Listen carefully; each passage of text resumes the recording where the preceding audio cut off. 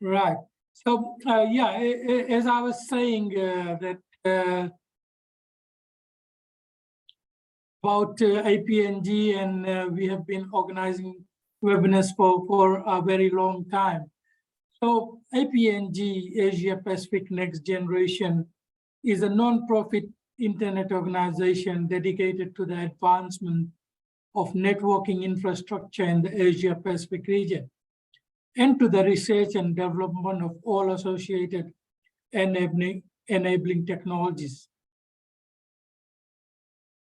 APNG webinars is an arena in which future leaders of the digital society in the Asia Pacific region gather to build a human network and learn from each other. And we offer resources, discussions for multi-stakeholders from different regions to challenge the digital divide. We had a successful year of 2020, 2021, and 2022 webinars, 3 years already, and we are moving into the 4th year, and our esteemed and expert speakers have spoken on blockchain research and applications, Internet of Things, in agriculture, cybersecurity, RPA chatbots, artificial intelligence for COVID-19, multilingual internet, and so forth.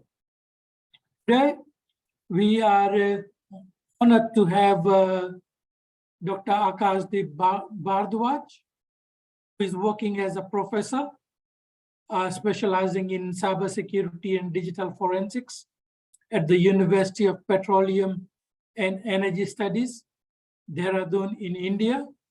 He is an eminent IT industry expert with over 27 years of experience in areas of cybersecurity, digital forensics, and IT management operations. And as a professor, he guides and supervises master's, PhD theses, and leads several IT security projects. Today, we are honored to have Dr. Bhardwaj, and he is going to speak to us about application security assessment. And that is like the very first step towards cybersecurity. If you secure your application, then you do not have to worry much about cybersecurity. As they say, you build security at source. That is, when you are developing the application, you develop security into the application, and it is more secure. So what is application security assessment? I'm sure Dr. Bhardwaj will enlighten us more about that, but briefly from his abstract, application security assessment is the process of evaluating the security of an application or system by identifying potential vulnerabilities and threats. It involves testing an application or system to determine its security posture and to identify any weaknesses that could be exploited by attackers. There are several different types of application security assessments, including penetration testing, vulnerability scanning, code review, and threat modeling. Further on this, let's hear from Dr. Bhardwaj. Over to you, Akash. Thank you so much, Sam. Thank you for the kind words. My basic background has been cybersecurity operations, where we deliver services to clients. I'm keeping my video off, Sam, because I just lost power, so I'm on my hotspot on my mobile. But as soon as I get my power back and my Wi-Fi back, I'll be able to share more. Okay, I'll be able to share my video. Is that okay? No problems. All right. I hope you can see my screen now. Yeah, we can. Okay, so I'll be starting off with the definitions. I'll tell you a little bit about penetration testing, the phases, and then we can have question answer. I can go as deep as possible. So let me know if there are any questions. Stop me in between if you have any doubts.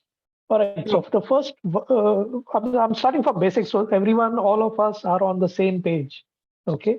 So the definition of vulnerability, it's basically it's a security flaw or a weakness or a protection gap that is there in a piece of software, a hardware, or an operating system or a device.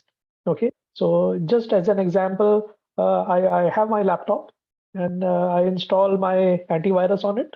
Okay. And now antiviruses, they need to be updated. That is how they detect viruses and malwares.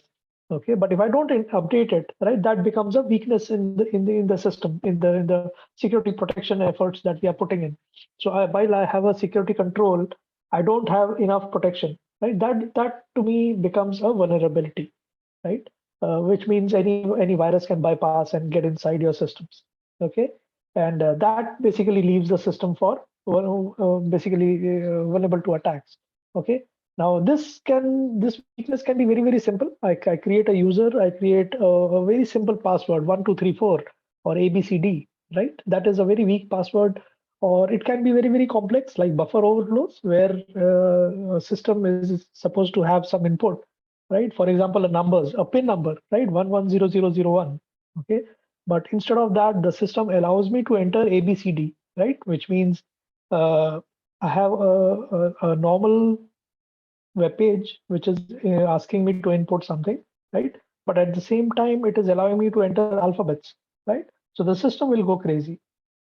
Okay, so that is basically called buffer overflow, where instead of entering something, I enter something else and it overflows. Okay, and the whole application crashes. Right, it goes crazy. It can't process that application. Or maybe another complex attack called SQL injection, where SQL is structured query language. It is a language for databases where you run these queries and it shows you some input or output, right? Databases are repositories where you store information, right? So we run these queries and they give out information back to us. Okay, that is how databases work in a very simple way, right? Now, when we run some malicious queries against these databases, that is known as SQL injections. Okay. And any doubts, any questions? I hope this is clear, the first definition. I like to be interactive and you can stop me in between if you like. Thank you, Akash. Okay. I'm sure our participants will do that. All right, no problems. Sure. Thank you, Sam.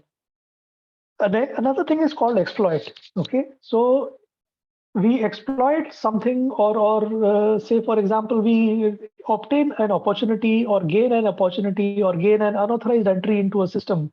That is called an exploit. Exploit is always bad. Exploit is always malicious. Exploit is always something bad that is happening. Okay, so things like these have a real impact or a negative impact on things that are there around us, right? So exploits are attacked or used by attackers for getting access. So hackers use these exploits, right? Uh, there may be 10,000 vulnerabilities or 50,000 vulnerabilities in a system, right? But exploit is very specific. It is always pointed to one specific attack, right? For example, we generate a payload and we penetrate a target system and we grant access to that. That intruder gets access to the system, or maybe we get inside of somebody's system and at times we become the administrator. So that is privilege escalation. We escalate our privileges. Okay. Apart from this, there's something called as payload. Payload is it's basically a piece of code, okay, not necessarily an executable, but it gets me unauthorized access onto a system, right, with the help of an exploit. So there's a vulnerability, I exploit it, and then I exploit it using a payload.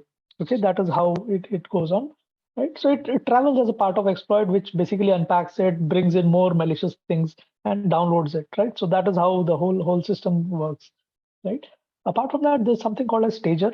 Okay, stager is something that the payload uses. Okay, so it brings in stage one, then it says, okay, this is 64-bit, it is Windows. Let's bring in stage two, right? Then it says, okay, it's got FTP services running. Right? Let's bring in stage three, right? So that is how these things work. Okay, so these are various levels at which the hacking happens. Apart from that, there's something called a C2 server. Okay, C2 server is a command and control server, which is basically run by the attacker. And the attackers basically send out commands. Okay, they would send out commands saying, okay, start attacking at that X point of time, or start doing something bad. Right?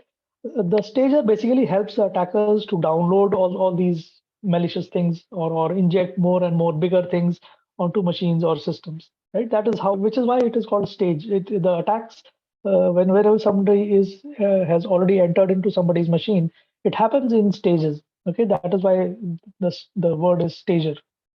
Okay. Apart from that, there's something called as encoders. Now, remember, whenever we are downloading these stagers and viruses and malwares and all those things, IT team can detect them, right? They are not stupid people, right? They've got these security controls in place, anti-malware, antivirus, intrusion detection systems, firewalls, all these security controls are there, right? So they can detect this. They can easily find out what is happening, right? But encoder basically hides or it eliminates batters, it eliminates some characters so that whatever we are downloading gets hidden. Okay, it becomes some form where the IT team cannot detect what is happening. Okay, so for example, and you want to confuse the security system, right? That is from attacker's perspective. That is basically the way, or that is the plan of having this, right? Where you interpret, where Linux interprets some null byte as something else, and Windows interprets it something else. So you sort of want to confuse the security control systems, right? That is why you use encoders, right? Apart from that, there's something called a downloader. Now, once the encoder is done, we've got a hold onto somebody's machine. We use downloader. Downloaders are small command line tools which allows me to or the attacker to push and download one or more files from HTTP FTP servers, which are being controlled by the system or which are being controlled by the servers, right, of the attacker.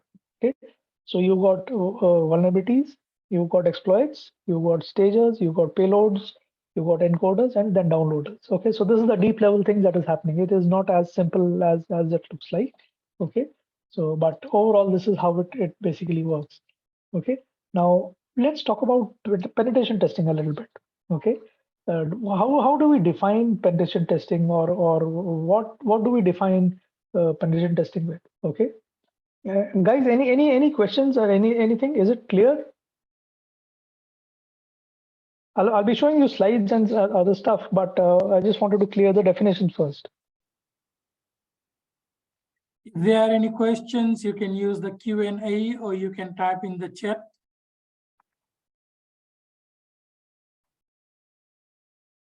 Thank you, Akash. You can continue. Okay, all right. Thanks, Sam. Okay, so definition for penetration testing, or it is called as pen test. Okay, basically we want to evaluate how strong is our target system, or the resiliency as it is called in cybersecurity. We want to test out the defenses. Okay, imagine it is a huge fort, and you want to test the walls. Okay, will the wall crumble? Will the wall break? Am I able to get inside the walls? That is basically called as penetration testing. It is also termed as ethical hacking. Okay, in ethical hacking, there are two words here: ethical and hacking. Ethical is good people, right? Or ethics, right? Hacking is the bad part, right? Hacking is also cracking, where you want to harm somebody, where you want to do something malicious to somebody, right? So, but you want to do it in a good way, right? So you hack somebody, and then you also tell them how you hacked them, right? You present a report or a document saying this is how your system works, this is how, or this is why your system is bad. Please ensure that you make it stable or make it more resilient, make it more secure, right? So penetration testing overall, it evaluates the procedures, the overall operational controls, and the technical controls which are there in place, right? Is there a firewall? If the firewall is there, is it upgraded or not? If it is upgraded, are the rules perfectly running there or not? Or maybe there's a whitelist or a blacklist, right? Where you blacklist people or where you blacklist machines, systems, IP addresses, right? You don't allow them to come onto your system. So is that updated or not? All those things are checked in penetration testing.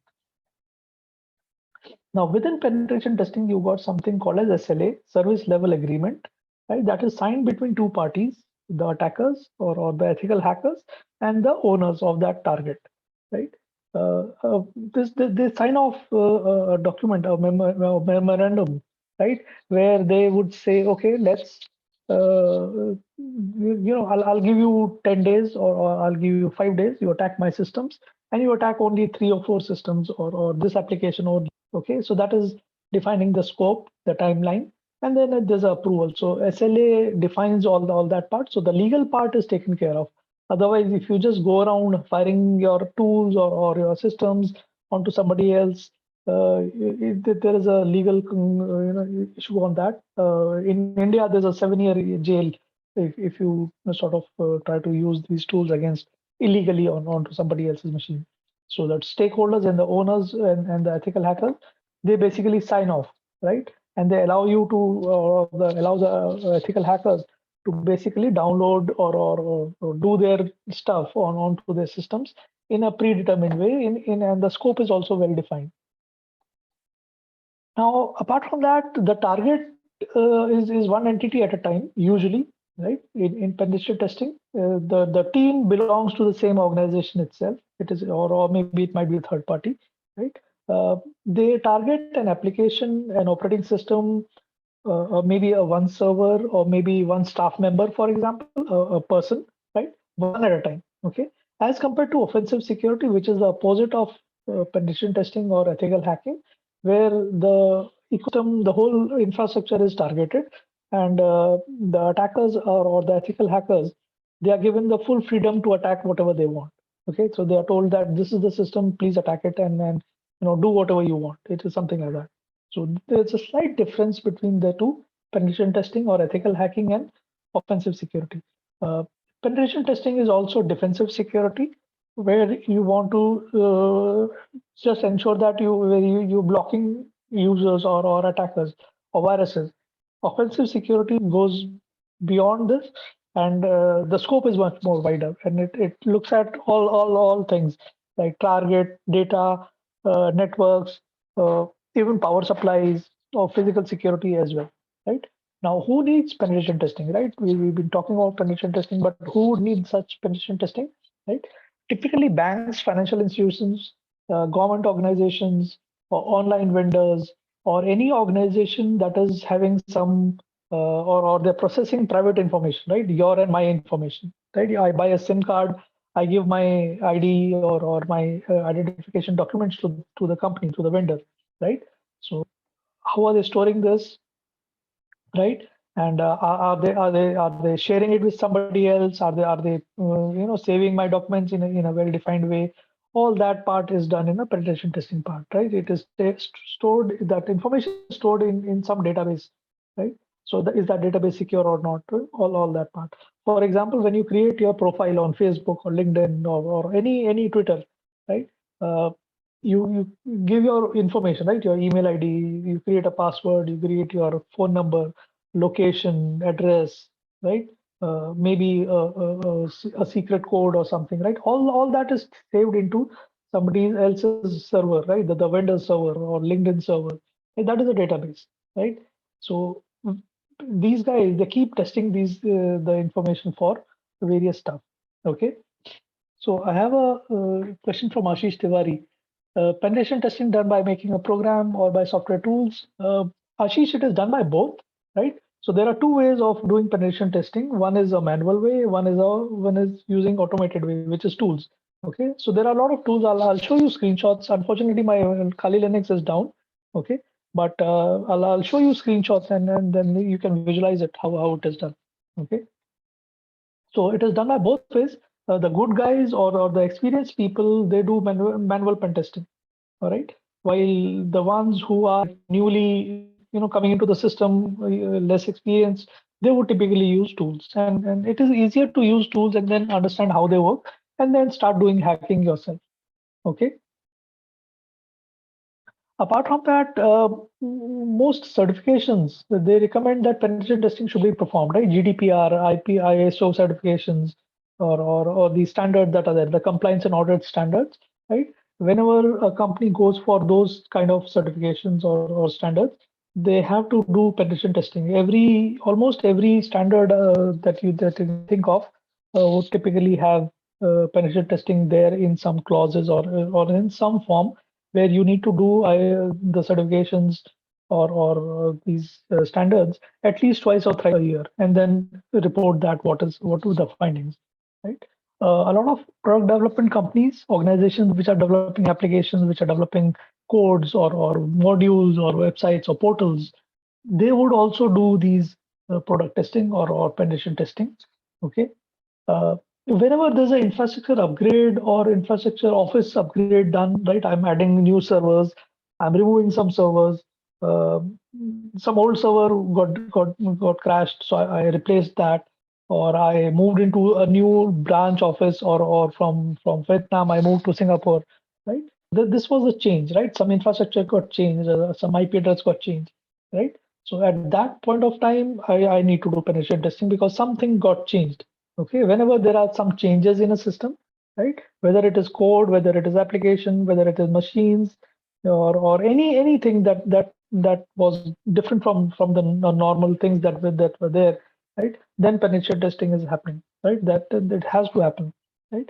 There are some mandatory standards that are there, right? PCI DSS we talked about, right? The certifications that I talked about, right? So it has section 11.3, which mandates that organizations should perform application penetration testing at least once a year. To do it more than once, it is very good, but at least once a year has to be done. Okay. Then there's something called as HIPAA, right? This is the healthcare standard, and there's a safety safeguard rule, section 8. Okay. So that also says that you need to have audits being done, a periodic vulnerability assessment being done, penetration testing has to be done. So, for example, hospitals, medical centers, which are using systems, and those systems are on the internet. Okay. So there, if by chance the information leaks, all the data might go off, right? So that is where the mandatory standards are there, right? And people or organizations who want to follow, or say we are ISO certified or we are HIPAA certified, they have to mandatorily, it is there to for them to follow this standard. Okay. So overall, bottom line, who needs penetration testing or open testing? Everyone, right? You and me also. Okay. Whenever we upgrade our RAM, whenever we upgrade our Windows 10 to Windows 11 or Windows 7 to 10, right? Something changes, something happens which was not there normally. Okay. So something modified, upgraded, changed, added into our network, right? Then penetration testing has to be done. Okay. Any questions? Any doubts?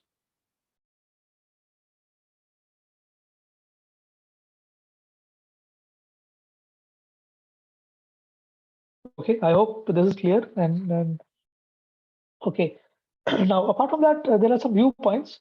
Who and how do you do this penetration testing, right? So it is done externally versus internally, right? Which means it can be done from a viewpoint of external attacker, which is somebody sitting outside our network, outside our office, LAN, and then trying to attack our systems.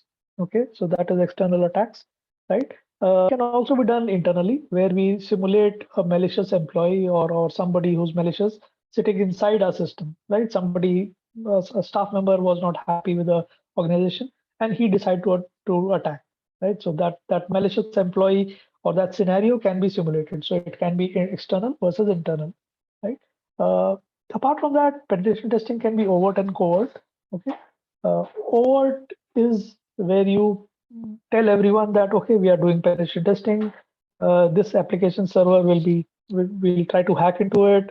Or this operating system will try to hack into it, right? So it is with the knowledge of the IT team, security team, or the company people. Okay, covert is quietly, okay, stealthily, okay, in a very covert manner, in a very quiet manner. The attacker, or that team, ethical hacking team, they try to attack some machines or systems, and they see whether they are able to get inside it or not. Okay, uh, there are different types of penetration testing that are done, right? One is black box testing, black box, white box, and gray box. Okay, so black box testing is where the penetration tester, or people who are to hack into the system, they have no idea about the system that is there. Okay, what is he going to test? What is the operating system? What code is there? What is the IP address? He does not know anything, right? He is just there as an external guy who's sitting outside the network and trying to hack into the system, right? So he does not know the outcome. He does not know any detail. He does not know anything, and then he tries to act as if he's an attacker. So that is black box testing for you. The advantages are many, right? I may not be an expert on all the systems that are running onto a network, but I try to find out some information, right, from outside. Okay. Apart from that, there's white box testing. White box testing is comprehensive, where all the information that is related to a target is shared with the attacker, or the attacking team. including the admin password, ID, the schema, the source code, the operating system details, IP addresses, how is the system set up, all things are given to them. And then then they are told now you attack. Okay, so this is a scenario of a of a of a internal attacker or a hacker who's sitting inside the network, and then they are trying to act as if the system is outside. Okay. So this is also called as glass box testing or clear box testing or open box testing, where all sorts of information, every bit of information is shared with a team, and everyone knows about it. Right? The IT team knows about it, and then the attackers or the ethical hackers, they try to attack it and then see what can be gained. Okay. Then there's something called as gray box testing. This is the third type of testing.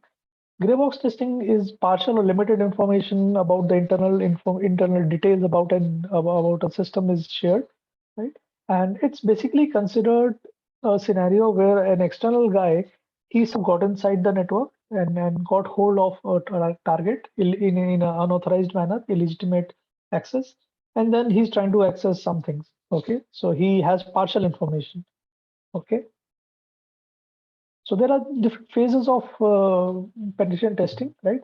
Step one is recon or information gathering, where you find out information from the internet, saying, okay, let me see how many file transfer servers are there. Let me see how many Apache servers are there in the world. Okay, and then which is the weakest one will attack it. Okay, so think about it from that perspective. The idea is to gather information first, right? Then there's something called as enumeration, and I'll go over each step one by one, right? Step three is vulnerability assessment. Step four is exploitation. Step five is reporting, right? So these five steps are typically present in a penetration testing scheme where you recon or you gather information, where you do some advanced testing or scanning, right? Then once the scanning is done, you do some vulnerability assessment, right? Searching for vulnerability, searching for ways to get inside somebody's, searching for entry and exit points. Okay, so that is vulnerability for you, right? Once we know certain vulnerability exists onto systems, we start to do exploitation. Okay, and exploitation is like gathering information. Once we gather information, we gather the documents of somebody. We gather tools or we use tools to attack somebody. Right, so that is exploitation. Right, illegal, unauthorized manner of getting inside somebody's machine. Right, all these are documented. Okay, and then presented in a document called pen test report in step 5. Okay, so and then the last guy is the team which is there with developers, DBAs, QA, IT team, network team, administrators. All these, the report is sent to them, and they basically go out remediating it. They go out solving it. Okay, how to stop the attack from happening, right? And then again we rewind to step number 1, where again the attacker starts to recon and then search for enumeration, search for some vulnerabilities, and then the whole step has the whole process is again repeated, right? The idea is to ensure that one by one all problems are solved. Okay, so if you look at the phases, it starts with reconnaissance.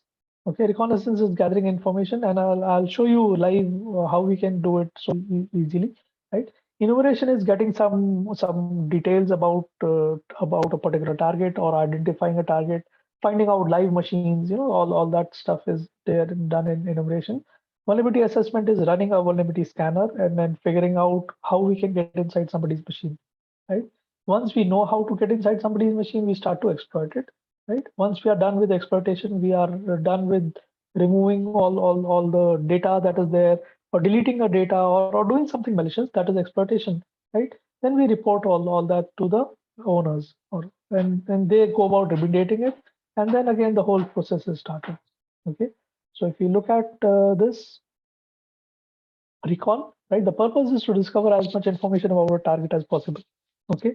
We basically look at internet, we basically look at some documents, we look at websites. And the keyword here is without making a contact. Okay, we don't want to alert the target. So no contact is done, no active engagement is done with the target, right? We just want to ensure that some information we can gather about this guy, right? Uh, there are different tools, majorly internet tools, right? So there's a tool called Whois. Okay, there is Google search, there is website browsing, and I can go deep and deep and deep into this. But overall, I'm just trying to tell you or give you as much information possible within this 1 hour. Okay.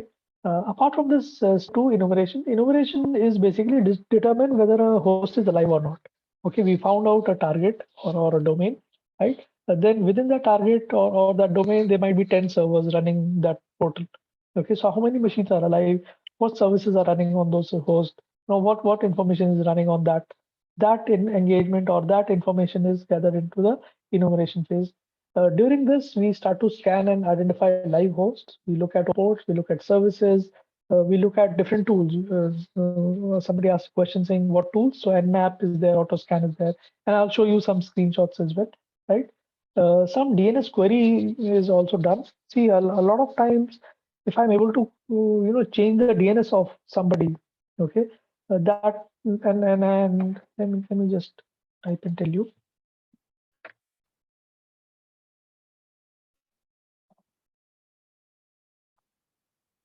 So imagine I'm somehow I got hold of somebody's uh, DNS. Okay, DNS is domain name servers. Okay, they resolve English names to IP addresses. Okay, that is how internet works. So otherwise, internet does not know the internet machines, the systems that are there on our internet. They do not know English languages like Facebook.com, LinkedIn.com, or apng.asia, right? They remember only IP addresses, numbers. Okay, IP addresses are of two types, typically IP version 4 and IP version 6. Okay, let me give you an example of this, and I'll show you how easy it is to create a malware. Okay, using just this thing. Okay, so if I ping yahoo.com, you see this thing happening here. Okay, so ping is this is a utility. Okay, so it has been designed by all the vendors, Microsoft, Linux, Red Hat, Solaris, right? And it is present in almost all operating systems. Okay, uh, the process, the way it follows is it sends out some TCP/IP packets. Okay, the system responds. Okay, so this is the name. Okay, this is the DNS resolved IP address, right? And it sends out 32 byte of payload of data. Okay, that data is sent to a system, right? So from my machine, this machine, I pinged. Ping is like poking. Okay, so I poked yahoo.com. Yahoo replies back 4 times. Okay, so this is how the system works, or this is how it is designed to work. Okay, and it tells me some minimum maximum time that is there. Okay, now let's convert it, and it's a good utility, remember. Okay, it's a network utility which tells me the system is alive. I'm able to reach out to the system. I can see what is going on that system. Okay, so this for you is IP version 6, the new IP addressing scheme that is used. Okay, so I can change this. I can just write -4 in front of ping, and then I ping, right? I ping yahoo.com again, but the number changes. Okay, so this 4-digit number or 4 numbers that are there, and this is IP version 4. This is the older scheme that was used. Okay, now I got this right again, 32-bit. 32 bytes, sorry, right? 4 times replies and the time it takes, right? So everything normal, right? Now I try to change it, okay? By default, it only replies back 4 times, okay? So if you use -t in front of it, okay? And if I say, okay, go on, right? It ping starts to poke somebody or till the time I command it to stop, it will go on and on, okay? So you see it is just keep on poking, right? But if I command it to stop, I say, okay, stop. Okay, now it stops, right? So I told you about command and control servers or C2 servers or the payloads or that, right? I'm coming to that. Okay, so this part, we can term it as a malicious, is converting a good thing into a malicious thing. Okay, so -t, I added it and it went on and on. Okay, I can still convert it into something more bad. Okay. Now, by default, if you notice 32 bytes of data are sent, the payload that is sent is 32 bytes. Okay. I can say minus L 500. Okay. So now if you notice 500 bytes of data is sent. Okay. And minus T is there. So it goes on and on. Right. So this for you is a malware. Okay. It's a small script. Okay. It can be a bash script, or it can be a PowerShell script in Windows, right? Or depending on the operating system, right? But it would run on most operating systems. Okay. So if you heard about the word denial of service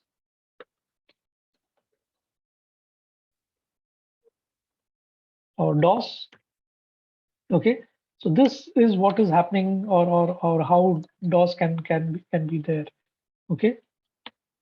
Any questions? Okay. What I've done here is I've taken a good utility.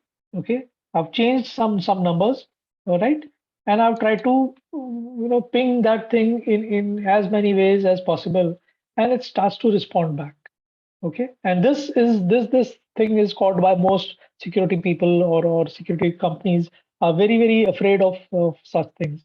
Okay. They don't want such attacks to happen. So such attacks, if it happens on one machine, is known as denial of service attack. If it happens from multiple machines, it is known as distributed denial of service attack.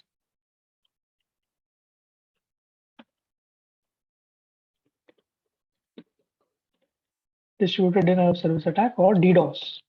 Okay. And I can change this as well. I can make it as 1200, for example. So now you see it is happening as 1200. Okay. So this thing is happening from one machine, right? So this is a malware that or a bad thing that is we're running it, right? And we can ping that thing and force it to send out more and more information to us. Okay.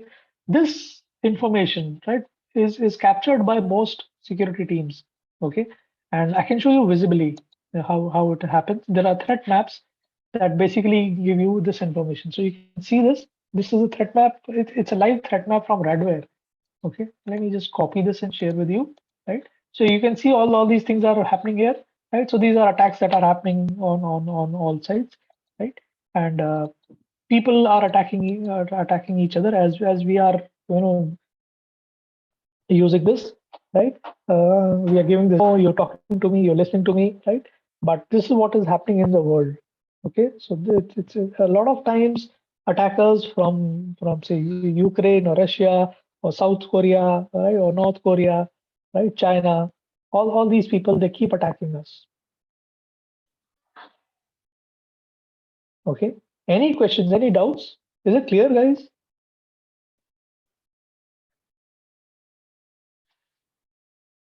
Yes, thank you, Akash. These practical command line demonstrations are really good for us, because not all of us are like technical people, but like in a few simple commands, you can show us Yes, such a huge impact it can have. Thank you. yes, Sam. Sure. Okay, let me show you something else. Um, So we talked about application security, right? Now you would have heard people asking you to use SSL, okay, or encryption, or some cryptography, right? They say please encrypt your systems, right? So this is a simple website, okay, amitjaku.com login form. It's a username and to register it, right? Now I just opened it on my website on my page, okay. Now I'm using Fox Pro, so I'll just show you something very simple. Okay, so if I go to this web developer pages, okay, so this thing opens up, okay, and it gives me what is happening inside the browser. Okay, so this is happening internally. Okay, as a human, I'm only worried about this page being open, right? But this is what is seen by the by the browser, or the machine that is there. Okay, so let's enter Sam Gounder. Okay, sorry, Sam, I'm using your ID, or I'm using your name. Okay, so I enter something here, right? And if I enter this, right?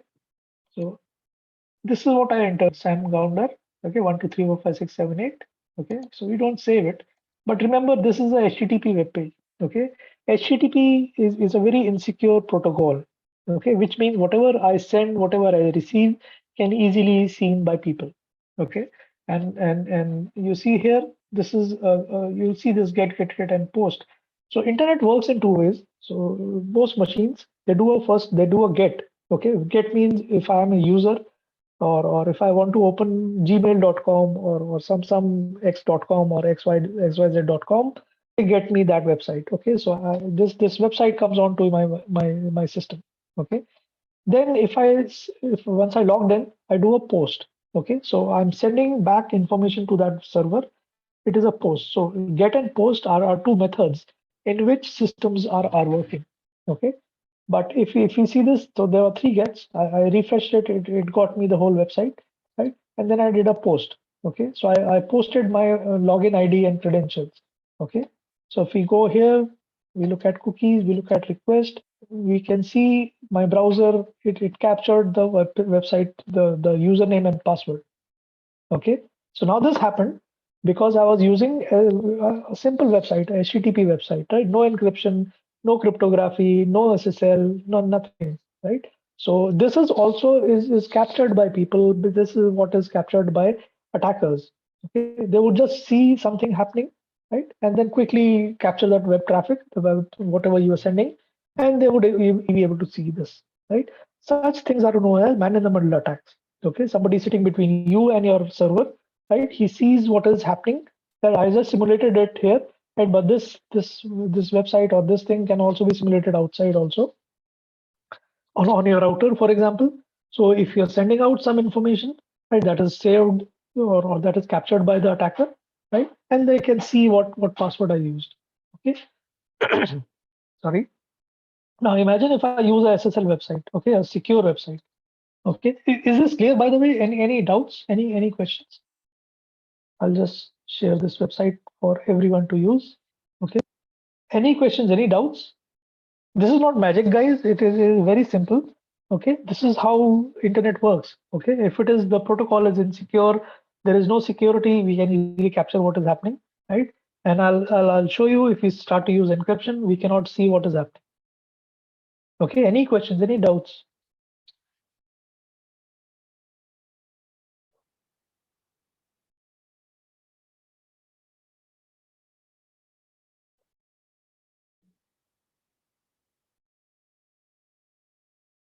Okay. No doubts. All right.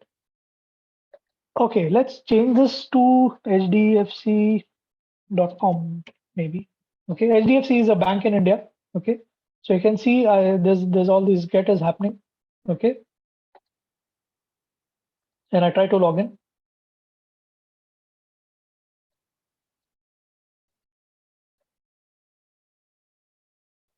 Customer login. Okay, now if you see, so many things are happening here. I reach the user ID level page. Um, Let me just try and enter 12345 6. Okay, and I enter the password 1234. Right. The idea is to check whether we are able to grab this password or not. Okay, so right now all this is happening here. Right. So this is the password I entered. Okay, the user ID 12346 is some password. Okay, let's see if the attacker got hold of this. So this is the post that was done, right? But the post is on Google, so we ignore this. So this is the post that was done on HDFC Bank, right? Now you can see the user ID. Okay, this 123456 that we entered is this junk characters, obviously, or encrypted characters, right? The password that we entered is this, right? So what I'm trying to tell you is the attacker will be able to capture all your traffic. He'll still be able to see your traffic, but it will be encrypted. Okay, so this is a live demo where for the difference between encryption and no encryption, right? So the previous website that I showed you, right, it was just clear text, everything was happening easily, right? And in this next text, I'm in HDFC.com or HDFC Bank, right? Since it is secure, right? We're not able to see anything, right? Everything is encrypted here. Okay. Any questions? Any doubts?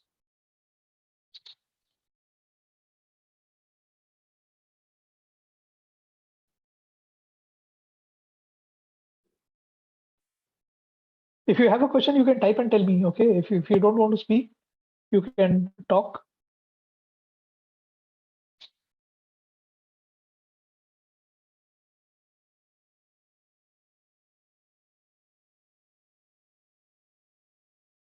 Okay, anyone has any other question?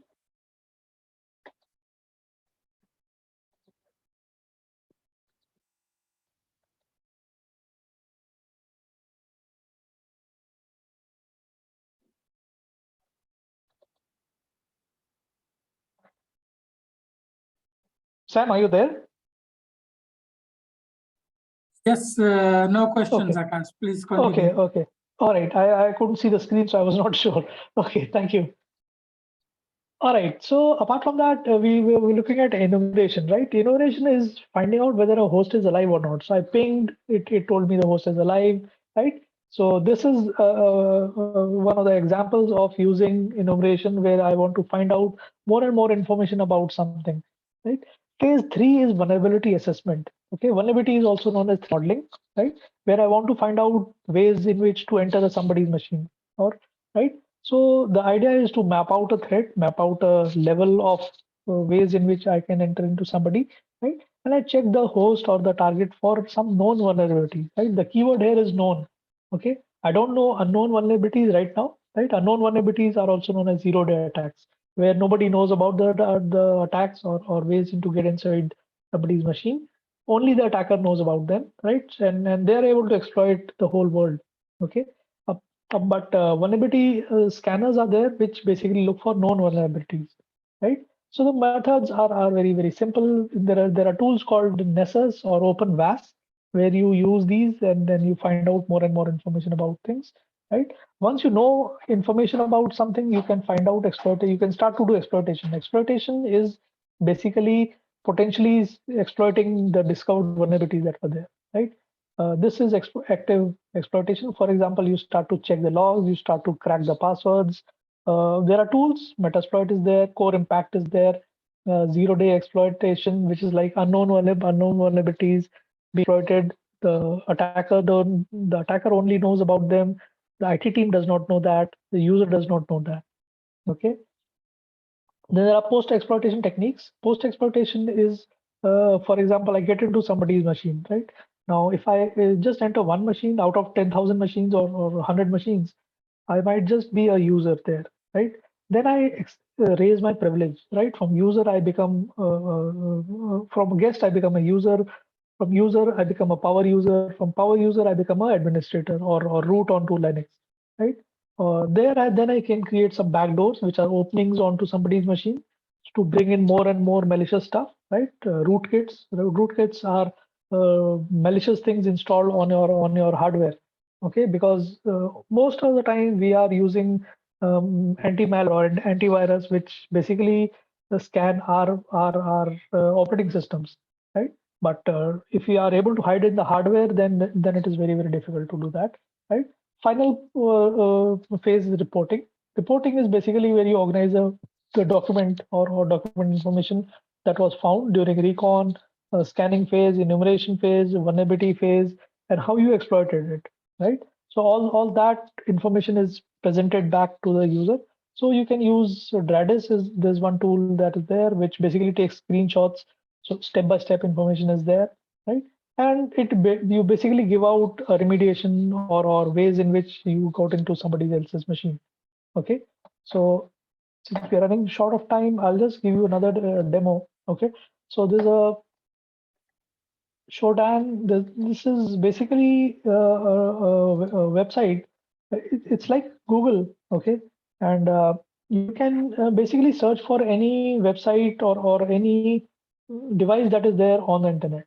Okay, so for example, I can find out a lot of times we are using smart devices.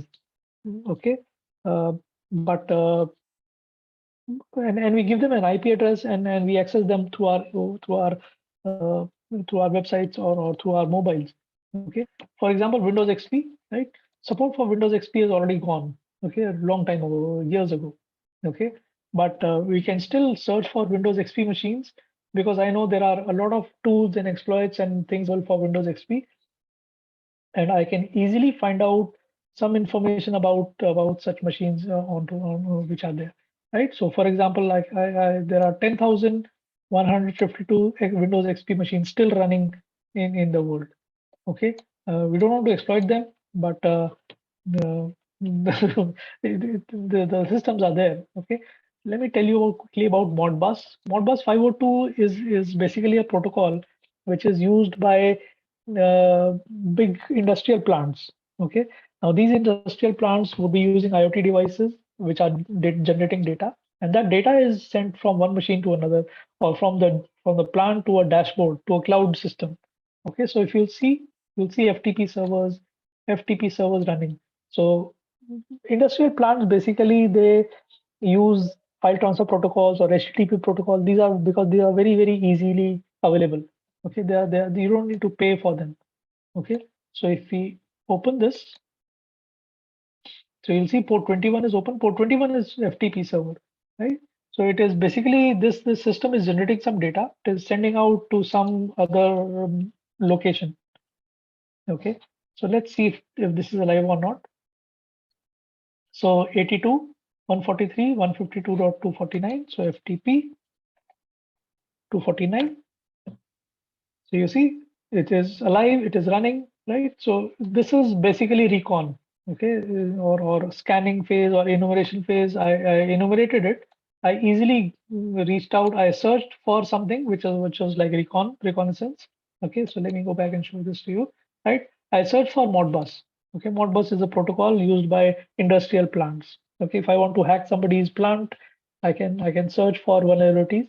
Right, I found out a vulnerability, FTP. FTP is like HTTP, right? It is easily hackable. It is the old version of file transfer protocols, right? And I found out an IP. So this is the target. Okay. Within the target says it is running FTP. Okay, file transfer protocol 21.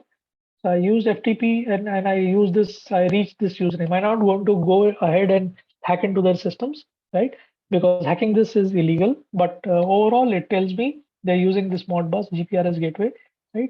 The file transfer server is ready. It is transmitting something, but there are tools that can break this password. Those tools are called as brute force tools. Okay, the password can be broken, right? But overall, I just validated it that this thing is running and it is alive and running, up and running. Okay, similarly we can search for a lot of stuff here. Okay, for example, uh, prismware, right? So this is also another tool that can be used, right? So it is running HTTP and HTTP port 81. Okay, so let's just copy this and open it and see. So you see this? This is somebody's player. It is a Prism View. It is an audio player. Okay, 11.10.600, right? And it is playing this song. Okay, Turkey Vulture. Okay, so the outside temperature, inside temperature, and everything is there, right? Let's check the location. So it is United States. United States is facing a severe storm right now. Okay, so this actually confirms that. Okay, and the operating system is 100%, so it is blasting out all the songs and everything, right? Now if I know this music system, I can hack into it. So it's a smart music system on the internet available for hacking. Okay, so that is it. That is what I wanted to show you on application hacking or device hacking, right? It is very easy to hack or search for systems, right? Because the vulnerable systems are there out there available in the world. Okay, all we need to know is the process, the tools, and then we can get inside them easily. Okay, any doubts, any questions, guys? Thank you, Akash. There is a question in the chat from Pura Ong from Myanmar. Are you able to see the chat? Yeah, I saw that. So he would like to know how to test the How to domain. test? Okay, sure. Let me show it to you again, right? So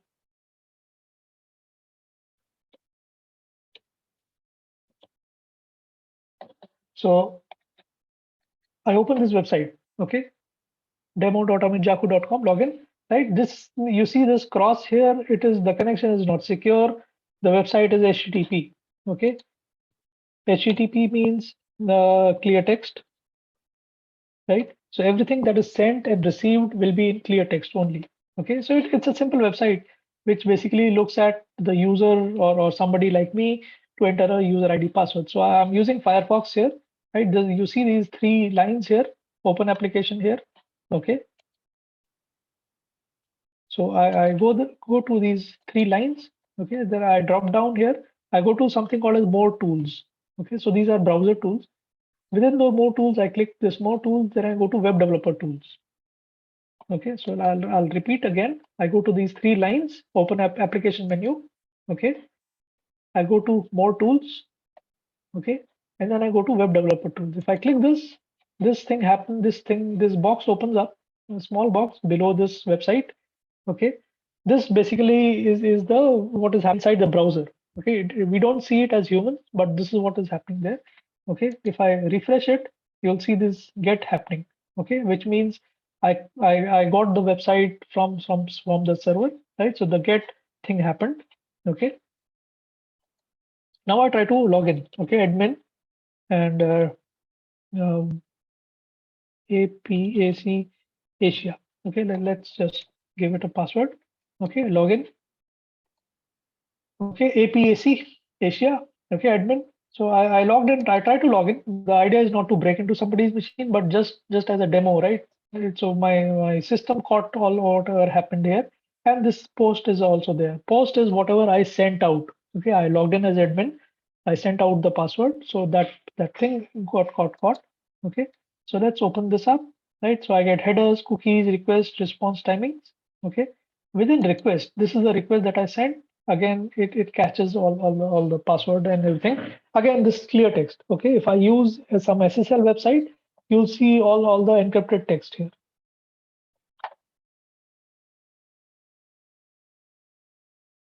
Okay, Tura, is this clear?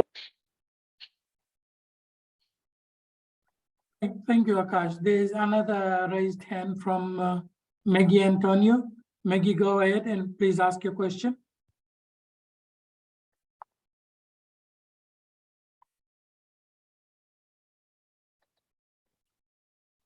Maggie, are you there?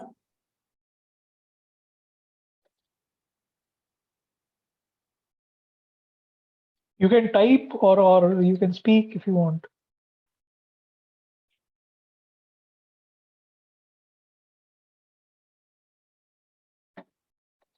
Yeah, there is a question in the chat now, Akash. Can you Okay, estimate? yeah. How much network traffic is typically involved in a DOS attack? So Maggie, usually it is in some GBs. Okay, usually imagine a website or imagine a web portal. Okay, and it is not easy as I showed you, right? So let me just show you some more threat maps.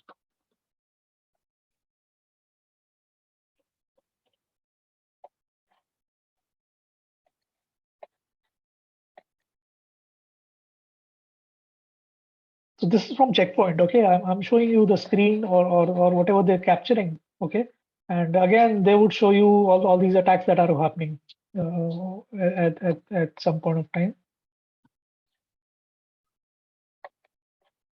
Let me just let's just go back to Redware. Okay, I'll be able to explain Redware. So for a particular website, you need a lot of traffic. Okay, and it has to come from a lot of different locations. Okay, not just one location, right? The ping that I showed you. Okay. Um,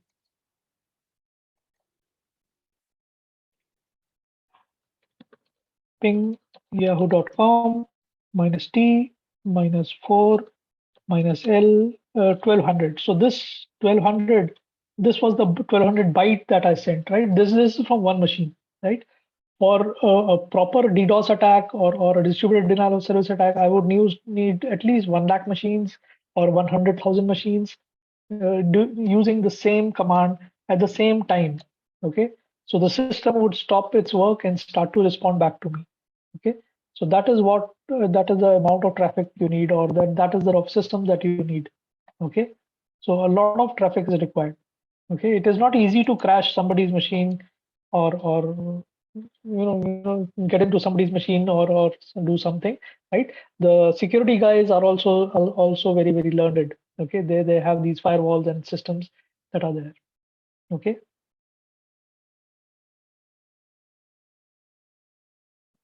All right, does Thank that you, answer? Akash. Another question in Q&A. By the way, have you finished your presentation?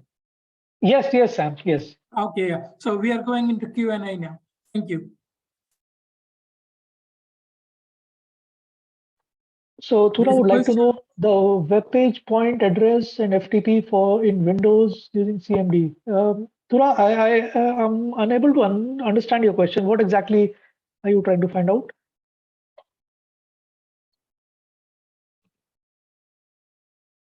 So for example, I am on command line. Okay. Now what do you want to know?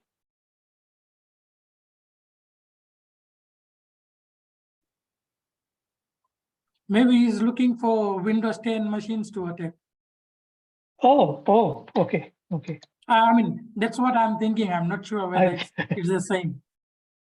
Okay, so we can again go to this, just search for Windows 10.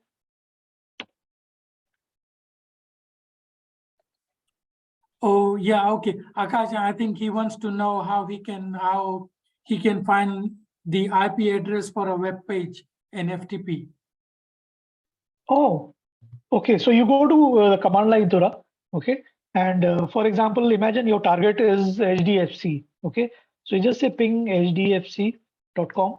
Okay, right? So you get this number, right? This is IP version 6. Okay, this is the IP address. This is version 6. Okay, if you write -4 in front of it, you get the IPv4. This is much more simpler to understand and much more simpler to remember.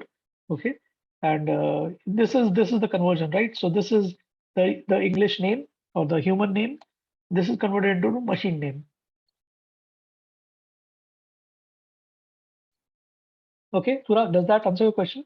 So this is the website. Okay, hdfc.com is the website, and this is the machine name or the website. If it is running a FTP, then again you just say FTP and the IPS. Okay, then you can FTP into it.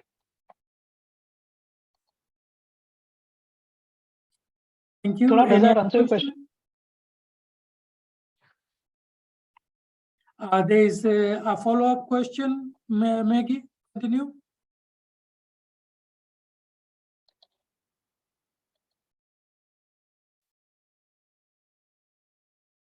You see the question, Akash? Yeah, I'm just trying to read that. Are there any emerging techniques or strategies to reduce the risk of denial of service attacks? Using AI, ML. Okay. I am not sure about AI, ML, Maggie, but from what I know, a lot of organizations, they use something called as scrubbers, okay, scrubbing data centers. So what happens is if I want to send out a traffic to gmail.com, for example, DOS attack, yeah, I want to attack it, right? Then I have 10,000 machines or 50,000 machines, right? I send out this ping traffic, huge traffic, from different sources, right? Detecting all that way becomes very difficult. But what the scrubbing systems do is they take all that traffic, okay, they remove the bad traffic and then send the green traffic, as it is called, or the good traffic to that particular website. So only the authentic users or good people or people who want to access that website, who are authorized, only their traffic reaches the websites, right? The attacker traffic is dropped. Okay, the scrubbers or these systems, they would detect it. The other alternative is to have a huge pipe, so even if some attack comes in, you don't care. Okay, but that is humanly, it is right. It is not possible really, right? But that is how there are systems. There are a lot of organizations who are doing just this work only. Okay, but it depends on how much budget is there. How many systems you want to show to the people, or how critical is your system, right? So yeah. Does that answer your question?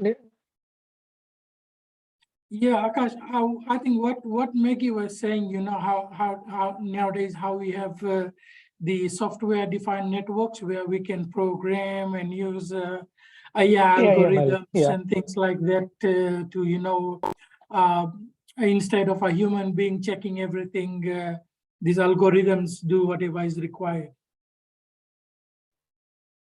Yeah, I mean, I think it is possible, yes, but I personally I have not done that. My core area is defense, cyber defense. Okay, so I defend such attacks. I don't attack people. But yes, Maggie, it is possible. Yes, using AI, you can manually or you can automatically program a system to you can go to sleep, you have coffee, and the system attacks it All right. on your behalf. That can be done. Yes. Thank you, Akash. Any other question before we wind up today's session?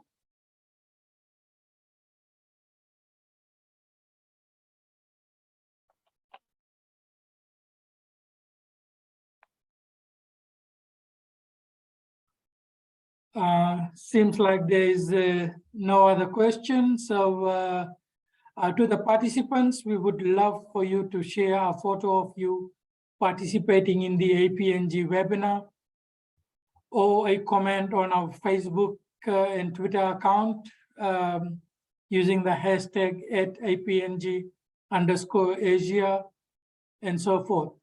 I would like to thank Dr. Akashdeep Bhardwaj for an inspiring and interesting webinar. We really loved your practical demonstration where you opened up the command line and typed in commands and showed us live what was happening and how simple it is to attack. And the area of cybersecurity is getting really interesting, because if you go to YouTube, you will find hundreds of tutorials that teach you how to hack. But there is very few tutorials that teach you how to protect. So the good thing is we have people like Dr. Akashdeep Bhardwaj on the protection side of cybersecurity, and we really enjoyed your talk. I and the IPNG Executive Committee am really thankful and appreciate your time and effort. I know it is like we had to start at 8:30 a.m. India time, and my experience with India is that in India, everything starts at 10. So once again, thank you for the early start. I would also like to thank all the participants for taking the time out on a Saturday morning or whatever your time zone is to attend.